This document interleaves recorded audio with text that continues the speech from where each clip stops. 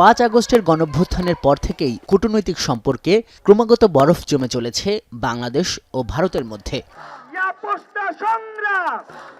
হিন্দুত্ববাদী সংগঠনের দাবির মুখে মোস্তাফিজকে আইপিএল থেকে জবরদস্তি করে বাদ দেওয়ার খবর এই শীতল পরিস্থিতিতে তুষারপাতই বলা যায়। এ নিয়ে বাংলাদেশ ও ভারতের ক্রিকেট বোর্ডের মধ্যে জলঘোলা কম হয়নি। বিষয়টি গড়িয়েছে আন্তর্জাতিক ক্রিকেট সংস্থা পর্যন্ত। দেশের মাটিতে সম্প্রচার বন্ধ হয়েছে আইপিএলের।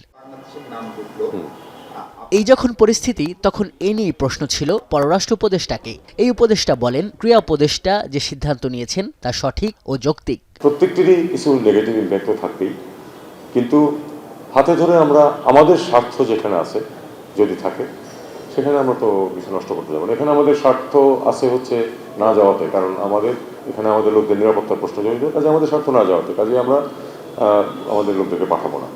এখানে পররাষ্ট্র উপদেষ্টাকে বাংলাদেশ মিশনগুলো থেকে ভারতীয়দের জন্য ভিসা ইস্যু বন্ধ করা নিয়েও জানতে চাওয়া হয়। যে আমাদের যে মিশনগুলোতে সমস্যা সৃষ্টি হয়েছে সেখানে আমরা আপাতত ভিসা সেকশন বন্ধ রাখতে বলেছি, কারণ এটা নিরাপত্তা প্রশ্ন, এটা প্রশ্ন।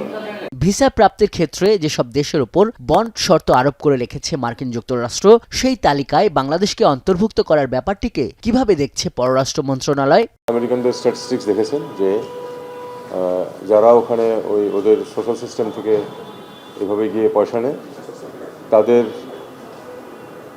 মধ্যে বাংলাদেশিদের সংখ্যা সর্বাধিক। তাহলে তারা যদি কিছু দেশের উপর এরকম নিষেধাজ্ঞা আরোপ করে, সেটা মধ্যে বাংলাদেশ থাকবে, এটা আমার কাছে খুব অস্বাভাবিক মনে হচ্ছে। ভূমধ্যসাগর পাড়ি দিতে গিয়ে মারা গেছে, অথবা হাবুডুবু খেয়ে তারপরে উদ্ধার হয়ে এসছে, সে একজন ভিকটিম, তার প্রতি সব ধরনের সিম্প্যাথি আমি সম্পূর্ণ এগ্রি করি, সে অবশ্যই ভিকটিম। কিন্তু পাশাপাশি কিন্তু আইন ভঙ্গ হয়েছে, এটা আমরা কেন থামাইতে পারি না? এটা আমরা যতক্ষণ পর্যন্ত থামাতে না পারবো ততক্ষণ ভূমধ্যসাগরের মানুষ পড়তে থাকবে। ব্রিফিংয়ে পররাষ্ট্র উপদেষ্টা নিশ্চিত করেন, পাকিস্তানের পররাষ্ট্রমন্ত্রীর সঙ্গে তার টেলিফোনে কথা হয়েছে এবং দেশটি থেকে যুদ্ধ বিমান কেনার আলোচনা সঠিক। এটা নিয়ে কথাবার্তা চলছে, যখন হবে আপনারা নিশ্চয়ই জানতে পারবেন।